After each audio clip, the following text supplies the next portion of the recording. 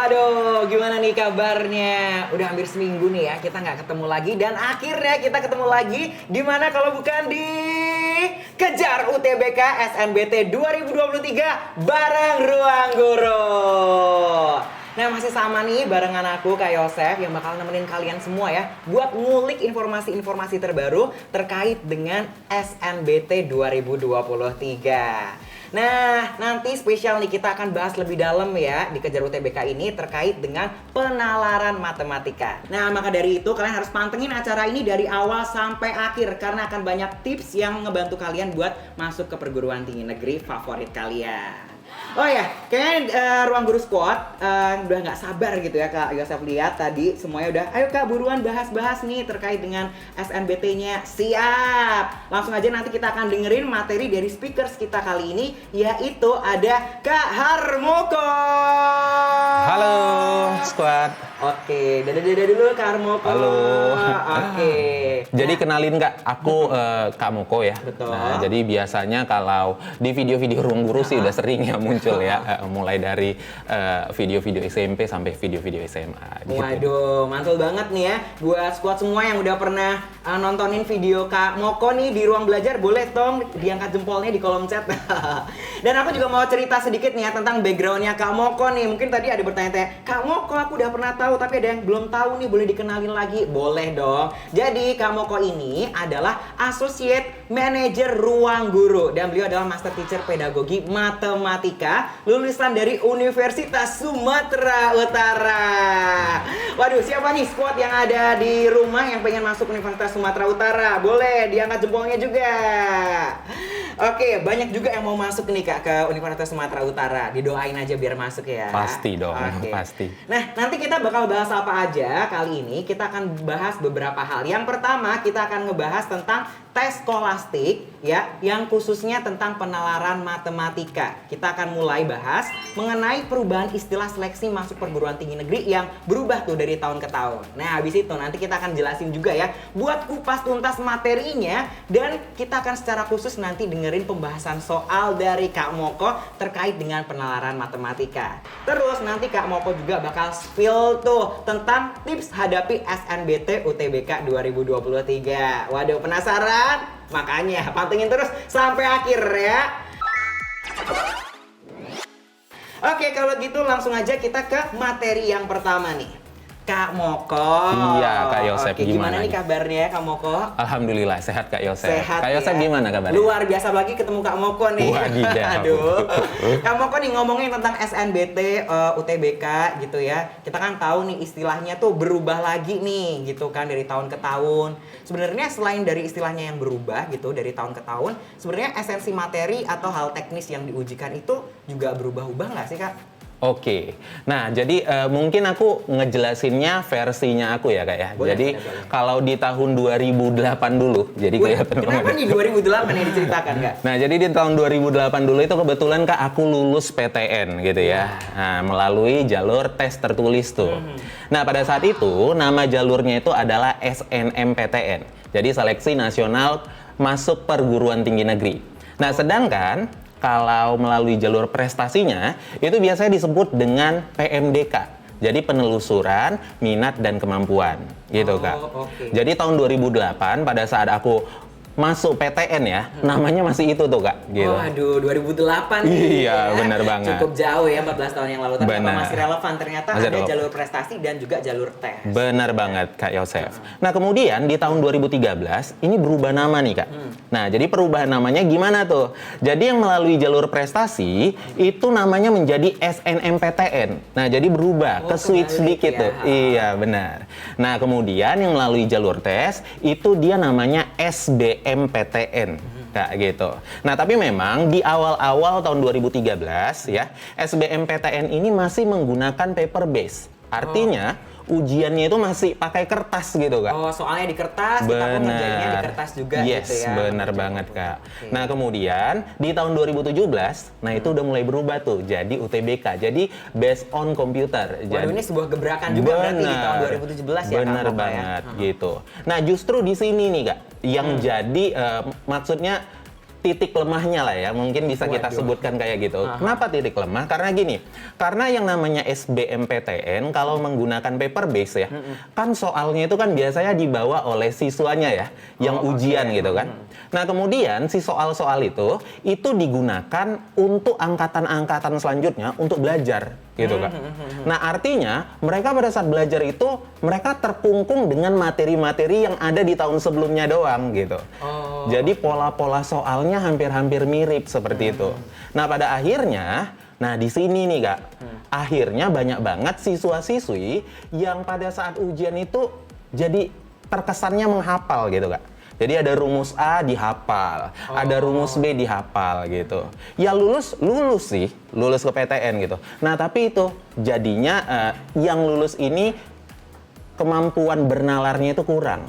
Jadi dia malah kemampuan menghafal rumus-rumus yang kompleks tadi itu justru dia makin kuat di sono gitu dia Kak.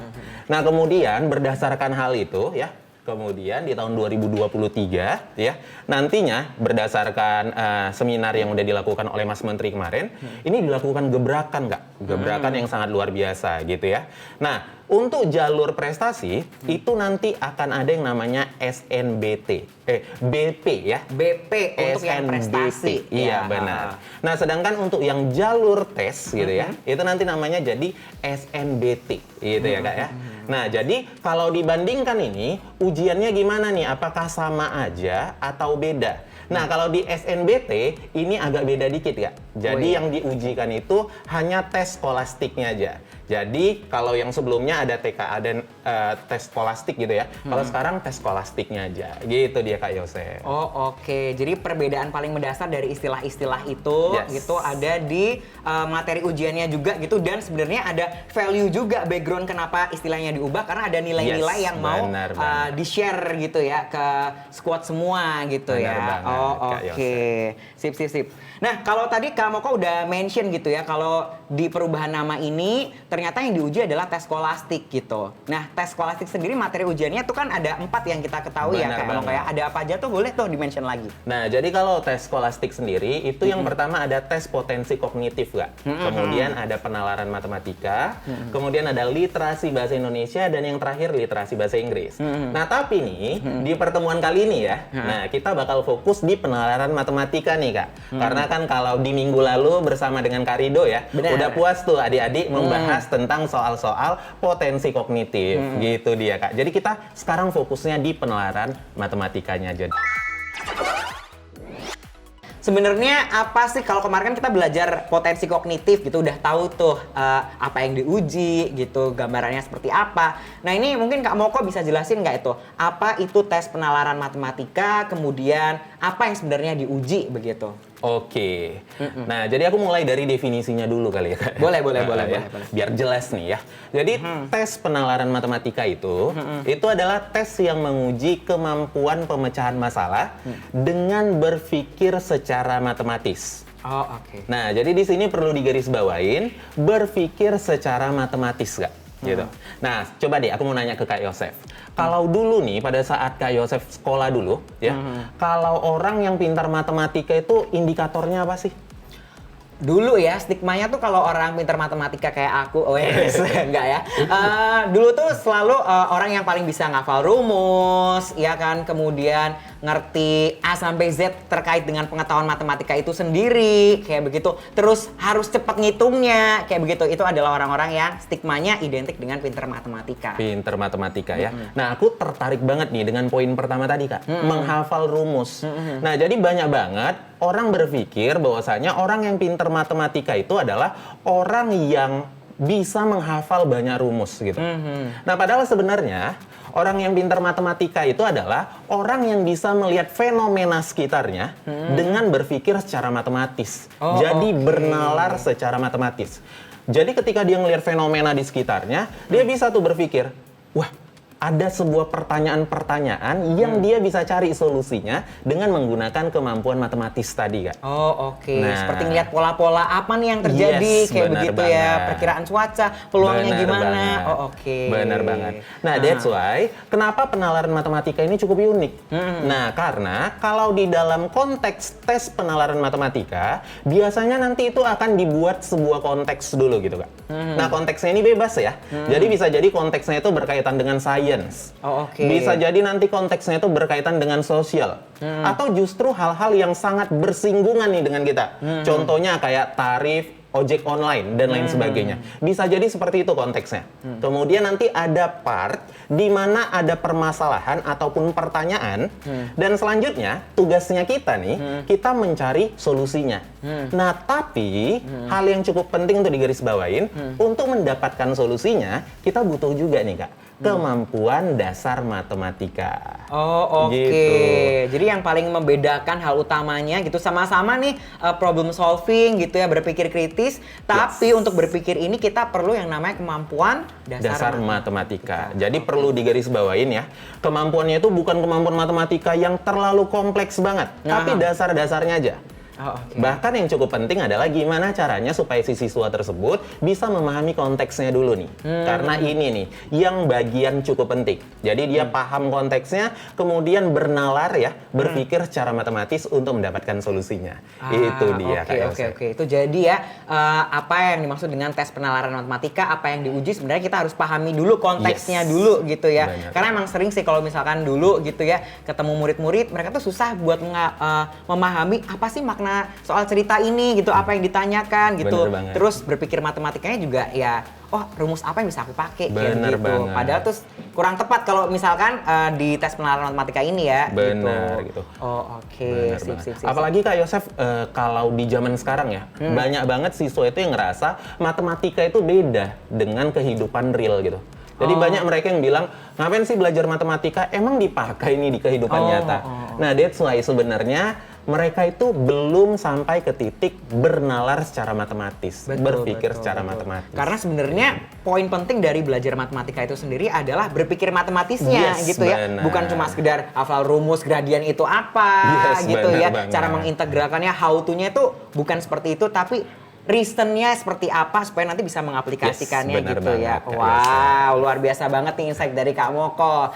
Nah, tapi mungkin kita juga perlu tahu nih gimana, kalau tadi kan definisinya oke lah gitu. Kalau misalkan contoh-contohnya itu kayak gimana tuh? Kak Oke. Moko? Nah, mungkin kita bergerak dari soal yang di-share oleh Mas Menteri kemarin ya. Nah, jadi di sini kita bakal kasih lihat ada sebuah soal nih. Nah, ini pastinya bagi adik-adik yang ada di rumah udah sering banget ngeliat soal ini gitu ya. Karena kan ini yang di-share pada saat sosialisasi kemarin. Nah, di sini yang ditanya adalah berapa waktu dekomposisi yang mungkin dari popok sekali pakai. Nah, berarti kita harus tahu nih ya, popok sekali pakai itu berapa sih dekomposisinya gitu ya. Nah, informasinya ada di bagian atasnya nih, Kak. Oke. Nah, disebutkan di sini sampah anorganik lebih lama terurai dibandingkan sampah organik. Nah, kemudian waktu dekomposisi popok sekali pakai lebih lama dari plastik, namun kurang dari kulit sintetis, ya. Nah, berarti tugas kita adalah kita harus cari tahu dulu nih, plastiknya itu berapa lama sih dekomposisinya, gitu ya. Nah, selanjutnya kita juga harus cari tahu kulit sintetis berapa lama tuh dekomposisinya. Oke, nah kita bisa dapetin jawabannya itu di mana? Kita bisa dapetin jawabannya itu dari tabel yang ada di sini, Kak. Oke. Nah, sekarang tinggal kita fokus aja nih ya ke plastik. Nah, kalau plastik itu yang ini ya, Kak ya. Yang ini nih plastik gitu ya. Nah, kalau kita perhatikan ternyata dia berada di tengah-tengah nih, Kak. Di tengah-tengah antara 300 dengan 450. Nah, menurut Kak Yosef kira-kira berapa sih itu, Kak? Oke, ini 300 ke 450 itu kan 150 ya selisihnya. Benar. Berarti tengah-tengahnya itu 75. Dari 150 bagi 2. Betul nggak tuh? Oke, benar banget. Wis, cocok. Nah, kalau gitu berarti di sini 375 gitu ya, Kak ya? Untuk plastik. Oke, nah sekarang kita lihat kulit sintetis nih, Kak. Kenapa kulit sintetis? Udah jelas ya, di konteks kalimatnya dia kurang dari kulit sintetis. Nah, kalau kita tarik nih ke bagian kiri ya, karena kita mau tahu durasi dekomposisinya. Eits, ternyata dia di tengah-tengah juga tuh, Kak.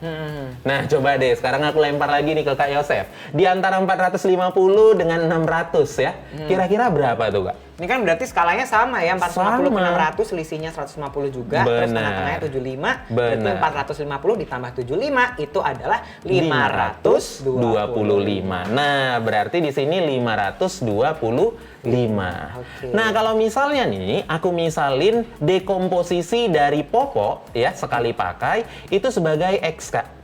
Oke. Nah, berarti kita tahu dong, kita dapat rentangnya ataupun interval dari dekomposisi popok sekali pakai ini dari 375 sampai 525. Nah, sekarang tinggal kita pilih aja dari pilihan jawaban yang ada. Kira-kira jawaban yang mungkin yang mana sih? Gitu ya.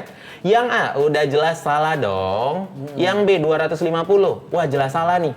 Yang C, 375. Bisa nggak ya kira-kira? Ya udah deh, kita tahan dulu ya. Boleh. Oke. Yang D, 475. Wah, ini udah jelas nih berada di rentang ini. Oke deh, masih bisa juga nih kita buat sebagai jawabannya. Kemudian yang E, 575. Ini udah jelas salah. Nah, tapi di sini Kak Yosef ya, 375 ini itu tadi kan dia bilang lebih lama dari plastik. Yang mana plastiknya itu 375. Kalau lebih lama dari plastik berarti nggak mungkin sama nih. Oke, itu kata dengan kuncinya ya. plastik. Oke. Nah, kalau gitu berarti yang C ini belum tepat. Nah, berarti jawaban yang tepat yang mana? Jawaban yang paling tepat itu adalah yang D, 475 tahun. Karena dia berada di dalam rentang antara plastik dan kulit sintetis. Jadi jawabannya itu dia, Kak Yosef. Waduh, berarti itu tadi ya, beneran untuk mau tahu jawabannya kita harus ngerti konteksnya dulu, Yes. harus bisa ngebaca diagram batangnya ini yang Bener disajikan, banget. dan juga harus tahu kalimat lebih lama tuh ya artinya nggak boleh sama Yes, gitu ya. bener banget. Lebih sehari sedetik itu udah lebih lama Lebih gitu lama, ya, tapi nggak bener. boleh sama. Oke, Bener. mantul. Thank you Kak Moko, ini termasuk tipe penalaran matematika tadi ya. Yes, Nah, benar. ada yang menarik nggak sebenarnya Kak Moko terkait dengan penalaran matematika yang disajikan oleh Mas Menteri ini sendiri? Nah, sebenarnya ada ya, Kak ya. Nah, kalau kemarin itu kan kita ngelihat kalau soal seperti ini itu kayak soal baru gitu ya. Dianggapnya Soal baru. Langsung terjadi huru-hara nih ya di adik-adik kita yang ada di rumah. Aduh, soalnya baru, gimana nih cara ngejawab penalaran matematika? Nah, tapi Kak, sebenarnya soal yang seperti ini itu sudah pernah dibahas di webinar Lembaga Komite Nasional atau LKSN. Justru tahun berapa, Kak? Tahun 2020. Waduh, berarti soal yang sama ini yang disajikan kemarin itu tuh yang bikin dunia ini huru-hara ya. Ternyata udah ada gitu ya di soal AKM tadi gitu ya, Benar. tahun 2020. Bahkan Oke. soalnya mirip banget, Kak Yosef. Mirip banget ya. Yes. Persis sama malahan ya. Persis sama gitu. Oke. Nah, Oke. jadi sebenarnya ini bukan soal yang baru lagi gitu ya. Sebenarnya udah pernah disounding nih oleh pemerintahnya kita. Nah, justru untuk soal yang seperti ini itu pengen menguji tentang tingkat pemahaman. Jadi pemahaman kita terhadap informasi yang diberikan. Gitu dia, Kak Yosef. Oh, oke. Sip. Ini tadi soal terkait dengan understanding gitu ya. Nah, tapi kalau misalkan dari soal-soal ini, apa tuh yang ngebedain dengan soal-soal pengetahuan kuantitatif atau soal-soal yang lainnya gitu? Apakah dari data yang sama ini bisa timbul pertanyaan lain juga gitu, Kak Moko? Oke, nah bisa jadi Kak Yosef. Nah, jadi justru karena ini dia penalaran kuantitatif ya, pastinya kan ada konteks tuh ya. Nah, jadi penalaran, maksudnya aku penalaran matematis gitu ya. Nah, pastinya kan ada konteksnya tuh. Nah, untuk pertanyaannya bisa bebas, bisa banyak banget gitu. Nah, justru kita kiblatnya itu harus ke konteksnya ini tadi, Kak Yosef oke. gitu. Nah, berbeda dengan pengetahuan kuantitatif yang dibahas di UTBK tahun sebelumnya gitu. Namanya juga kuantitatif ya, pastinya kita kemampuan berhitungnya kita tuh yang dilihat. Gitu dia, Kak itu Yosef. yang beda ya Benar untuk banget. soal penalaran matematika. Kalau Benar. yang ini untuk understanding. Yes, Oke. benar. Nah, kemudian Kak Yosef, ada juga nih model soal yang mirip seperti ini. Nah, tapi justru itu dia menguji tentang applying gitu. Oh, maksudnya gimana tuh? Nah, jadi applying itu maksudnya berarti yang diujikan itu adalah bagaimana cara mengaplikasikan data-data ini terhadap si soal tersebut. Penerapannya gimana tuh? Gitu Kayak dia. begitu. Waduh, menarik Bener nih ya banget. contoh soalnya. Yes, Baru bener juga. banget. Jadi dari konteks yang sama tapi bisa diangkat permasalahan yang berbeda untuk diaplikasikan Benar banget. ke oke. Nah, jadi di sini sama seperti tadi Kak sebenarnya ya. Jadi langkah pertama, kita harus tahu dulu nih sebenarnya permasalahannya apa sih gitu ya. Nah, kalau kita perhatikan di sini, yang ditanya itu adalah pernyataan tersebut dikoreksi oleh gurunya. Manakah koreksi yang benar dari guru tersebut? Nah, berarti si guru di sini mau mengkoreksi nih pernyataan yang diberikan oleh siswa. Nah, berarti kita garis bawain dulu ya Kak ya kata-kata koreksi di sini ya. Yap. Nah, selanjutnya katanya siswa ini, seorang siswa membaca tabel dan diagram di samping. Ia menyatakan selisih waktu dekomposisi pada diagram A sama dengan diagram B. Nah, jadi di situ konteks yang dia angkat adalah selisih waktunya itu sama, Kak. Oke. Diagram A dan diagram B.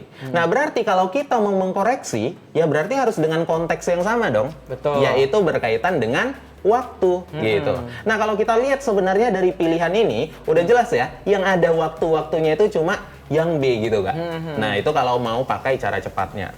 Nah, tapi coba deh kita coba analisis dari diagram yang ada di sini gitu ya. Nah, kalau kita perhatikan nih di sini ya, di sini kertas tisu ya, kertas tisu ini waktu dekomposisinya 5 minggu Kak. 5 minggu. Nah, kemudian kalau kantong kertas, nah kantong kertas di sini 8 minggu. Nah, berarti kita bisa katakan bahwasanya waktu dekomposisi di sini unit waktunya itu adalah minggu. Minggu. Iya, oke. jadi unit waktunya adalah minggu. Nah, sedangkan yang B ini di sini kulit jeruk, kalau kulit jeruk itu 5 bulan, Kak. Gitu. Nah, sedangkan sisa apel itu 2 bulan. Nah, berarti bisa kita katakan waktu dekomposisi yang ini itu dalam unit bulan. Oh, oke. Nah, karena satunya minggu, satunya bulan, wah berarti nggak bisa nih kita samain nih unit satuannya. That's why kalau kita mau memperbaiki ataupun mengkoreksi apa yang disebutkan oleh siswa, kita harus bilang ke siswanya, perhatikan deh satuan unit waktu dekomposisinya. Gitu dia Kak Yosef. Oke. Nah, ini nih. Jadi satu soal yang beda applying tadi ya Kak ya. Bener. Karena kita harus bisa menerapkan dari data ini kemudian konteks ceritanya ada seorang murid gitu Yes, ya. bener. Dia bilang tuh dari diagram A, diagram B itu dia bilang kalau selisih waktu dekomposisinya antara diagram A sama B itu sama kayak Yes, begitu. bener. Ya kalau dilihat ini aja sih, mungkin kalau kita cuma lihat sementara, bisa bener juga ya Bener, gitu ya Kak. gitu. Bener Oke, maka dari itu kita harus benar-benar cari tahu ya, beneran ngebaca juga data yang ada kayak begitu supaya bisa kasih advice yang benar. Bener. Kita seolah-olah jadi gurunya nih harus ngerti nih Bener. kurang tepatnya siswa di mana. Bener. Aduh, seru Jadi juga kalau ya. kita lihat di sini ya Kak ya, antara 8 bulan ya. Kalau di sini tadi kantong kertas itu 8 minggu ya. Betul. 8 minggu sama 5 minggu, jaraknya sih memang 3 gitu Betul, Kak. iya. Nah, di sini kulit jeruk ya, itu 5. Kemudian tadi sisa apel 2. Nah, jarak dari sini kemari itu 3 juga. Nah, tapi unitnya nih yang buat beda. Satunya 3 minggu, selisihnya satunya lagi 3 bulan. Gitu. Oke, itu ya squad ya gitu. Jadi kamu harus perhatiin bener-bener tipe soalnya, konteksnya seperti apa, pertanyaannya gimana, dan perhatikan datanya juga Yes, gitu. Bang. Itu kemampuan dasar matematisnya tadi yang dibilang Yes, ya, bener harus bisa banget. baca data. Bener Kayak banget gitu. Kak Yosef. Nah, selain tipe yang tadi kan kita udah belajar tentang yang understanding ya Kak, Yes, gitu, benar. applying. Ada tipe soal lain nggak nih dari data soal yang sama kayak begitu? Nah, ada Kak, dari webinar Lembaga Komite Nasional ya, dari LKSN, itu ada satu lagi nih, modelan soalnya ya. Gue macem-macem. Nah, modelan soalnya seperti ini. Nah, di sini yang diuji itu apa? Reasoning. Nah, jadi making judgment atau decision. Jadi membuat keputusan ya. Jadi reasoning, beralasan. Jadi alasannya apa ya? Jadi dikasih sebuah pertanyaan, kemudian diminta tuh alasan dari siswanya. Nah, tapi dalam konteks soal ini, nah ini kita masih belum tahu nih Kak. Soal SNBT 2023 nanti, itu masih dalam pilihan berganda seperti tahun-tahun sebelumnya, atau justru malah ada soal yang kayak gini nih. Waduh, ini menarik banget ya. Bener. Karena kalau ini berdasarkan misalkan tadi webinar Lembaga Komite Nasional gitu ya, yang fokus ke AKM gitu, ternyata untuk data yang sama, pertanyaannya tuh sedikit beda, bahkan cara menjawabnya itu beda ya Kak Moko ya. Benar banget. Ini ada pilihan setuju, kemudian disuruh ngasih penjelasan, berarti Benar. semi esai gitu Jadi, ya? esai gitu. Jadi kita ketik Waduh. tuh argumennya kita apa gitu. Wah, menarik Banget ya. Nah, jadi sebenarnya yang mau aku tegaskan ke adik-adik yang ada di rumah ini adalah jangan pernah khawatir gitu, Kak. Wah. Tentang soal-soal penalaran matematika gitu ya. Jangan pernah khawatir. Kenapa? Karena sebenarnya dari tahun 2020 ketika ada webinar Lembaga Komite Nasional ya terkait dengan AKM, sebenarnya soal-soal ini udah pernah disosialisasikan sebenarnya. Nah, tapi sekarang masalahnya ini kesiapan kita aja nih, Kak. Waduh. Membiasakan diri aja gitu ya terkait dengan komposisi soal yang tadi ada konteksnya, ada permasalahannya, kemudian kita harus cari solusinya tadi Kak Yosef. Gitu dia.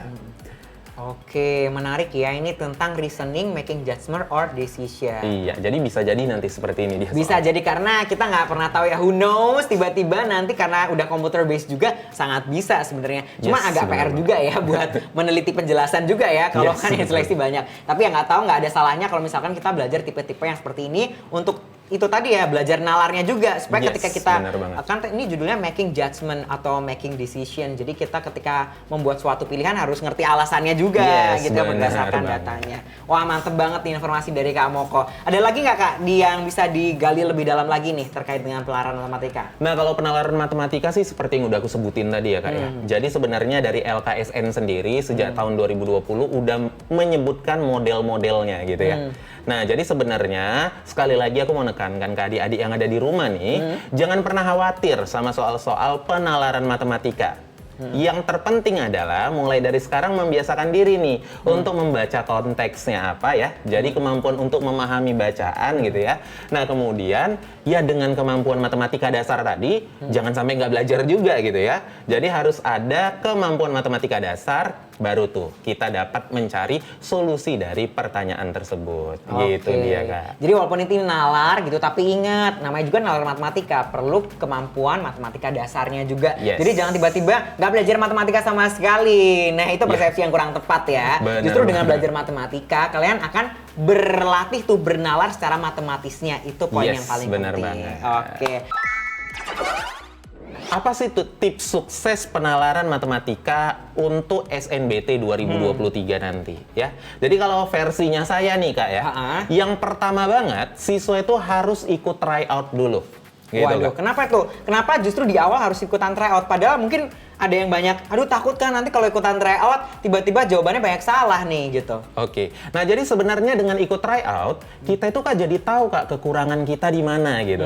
Nah jadi jangan pernah khawatir, jangan nunggu aku belum siap nih, aku belum paham semua materinya nih baru ikut tryout. Justru di awal ikut tryout dulu. Wah, untuk mendiagnosis kira-kira materi mana nih yang dia belum paham. Gitu dia Kak Yosef. Oke, Nah, next. kemudian setelah nanti ikut tryout ya, jangan lupa evaluasi hasil tryoutnya. Ya, jadi dilihat lagi tuh kira-kira materi mana nih yang kira-kira aku masih belum paham. Contohnya kayak tadi, aljabar ya Kak ya. Penyajian data bisa jadi atau justru bisa jadi tentang fungsi. Nah, hal-hal yang seperti itu kalau bisa ditulis ya. Nah, ditulis kemudian nanti dievaluasi lagi. Nah, selanjutnya kalau udah ditulis gitu ya, kita udah tahu gitu materi-materi mana yang kita kurang paham, jangan lupa fokus di mempelajari materi yang belum dikuasai tersebut. Oke. Gitu dia, Kak. Jadi 3 hal ini adalah hal yang cukup penting untuk dilakukan oleh siswa-siswi di seluruh Indonesia supaya lolos SNBT 2023. Nah, tapi Kak ini endingnya nih, ini yang paling penting. Waduh. Ini paling penting Ini paling banget. gas nih. Gas Iya, banget. benar. Boleh apa nih Kak? Nah, yang paling penting adalah refleksi. Gitu, Kak. Maksudnya gimana? Jadi maksudnya saya adalah gini, ketika kita udah belajar dengan luar biasa gitu ya Kak ya, kita punya waktu durasi yang cukup terbatas, kita udah mempersembahkan yang terbaik versinya kita. Jangan lupa untuk refleksi. Jadi kamu harus tahu, oh iya, aku kemampuannya masih di sini. Berarti aku harus masuk ke univ yang ini dulu, gitu.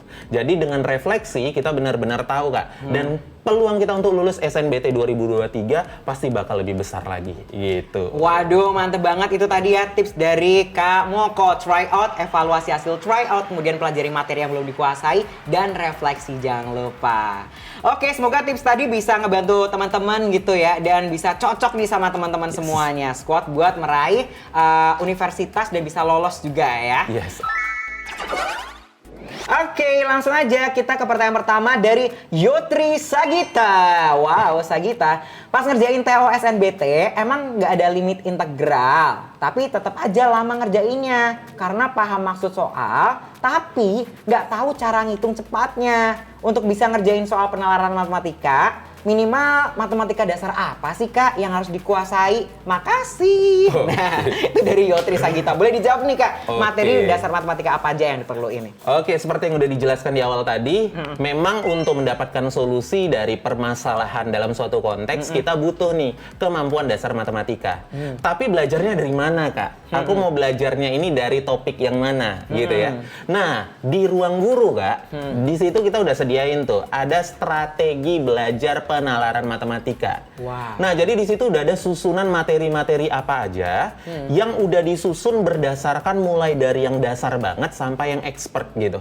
Nah, jadi dengan adik-adik mengikuti tips tersebut ya, strategi tersebut, diharapkan adik-adik ini nanti bisa menjawab soal-soal SNBT gimana pun bentuknya dengan penalaran matematika itu tadi Kak, dengan berpikir secara matematis tadi gitu. Jadi untuk urutannya langsung aja berlangganan di ruang guru ya di UTBK, karena di situ jelas udah ada video strateginya. Tinggal diikutin aja. Karena pastinya dalam pembuatan video tersebut kita benar-benar udah observasi banget Kak terkait dengan materi-materi gimana yang harus dikuasain oleh adik-adik. Gitu, waduh, ini pinter banget ya masuk iklannya nih kamu kok ya. Untuk teman-teman bisa langsung saksiin aja buat tahu penalaran matematika dasarnya itu apa aja. Itu risetnya, itu semua udah dituangkan dalam bentuk video strategi UTBK yang udah ada di ruang belajar. Langsung aja disaksiin ya, karena udah ada tuh dan bagus banget. Oke, mantul.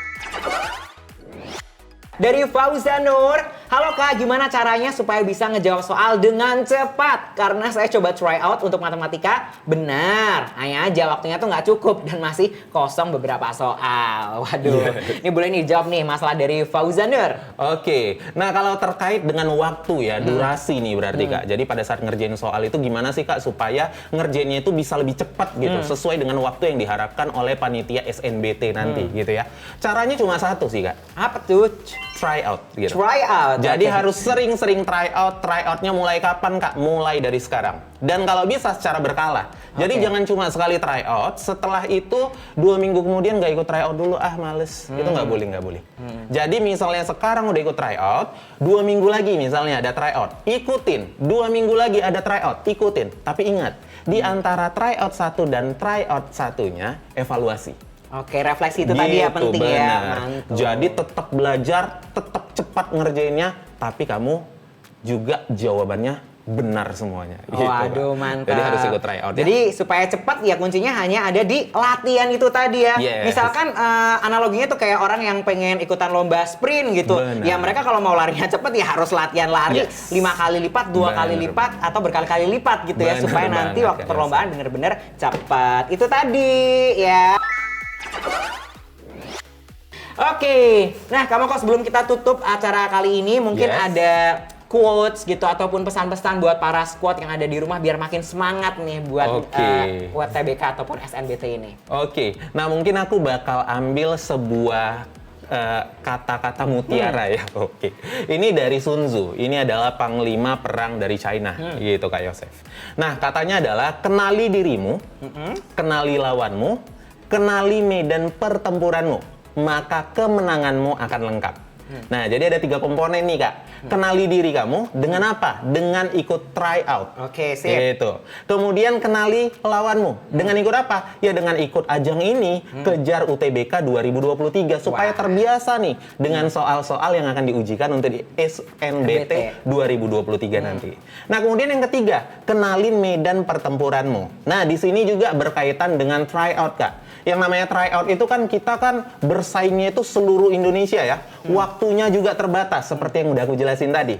Jadi dengan ikut tryout sebenarnya kita sedang mengenali medan pertempuran kita. Nah, jadi kuasain 3 hal ini, aku yakin banget di tahun 2023 adik-adik yang nonton saat ini bakal mendapatkan 1 kursi PTN nantinya. Wis, amin. Gitu. Thank you banget nih ya. Advice keren nih dari Kak Mocha yang diambil dari quote-nya Sun Tzu. Semoga kalian bisa makin mengenali diri sendiri, kenali lawannya juga, dan kenali medan perangnya supaya kalian bisa berhasil di UTBK SNBT 2023. Oke, kalau gitu akhir kata ya, aku Kak Yosef mau ngingetin kalian semua jangan lupa buat saksi ini Kejar UTBK SNBT 2023 episode selanjutnya minggu depan. Jangan lupa ya dicatat waktunya karena masih akan kita bahas lagi lebih dalam lagi terkait dengan UTBK SNBT 2023 dengan speaker-speaker yang gak kalah keren seperti kamu hari ini. Oke, karena waktu kita udah habis, akhir kata aku Yasan Manchandra dan saya kamu kok. Oke. Sampai jumpa di Kejar UTBK SNBT 2023 selanjutnya. Dadah. Bye.